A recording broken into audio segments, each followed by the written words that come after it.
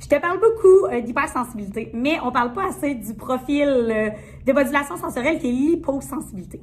En fait, si je te fais la comparaison entre les deux, l'hypersensibilité, c'est que tu as besoin d'une petite quantité d'informations pour que ton système nerveux traite l'information sensorielle. Et ça va souvent créer des réactions plus intenses parce que ton système nerveux rapidement devient plus surchargé. L'hyposensibilité, c'est plutôt l'inverse, c'est que tu as besoin d'une grande quantité de cette information sensorielle-là pour orienter ton attention, pour prendre en considération cette information sensorielle-là. Et ce qui se passe, c'est que dans notre type de profil comme individu, on peut avoir certains sens qui sont plus hypersensibles, qui vont plus réagir. On peut avoir des sens que l'on traite comme la moyenne des gens, pas mal comme la majorité du monde. Et on peut avoir certains sens qu'on traite moins bien que d'autres gens dans le profil hyposensible. Et c'est ce qui fait la beauté du profil sensoriel de chaque individu.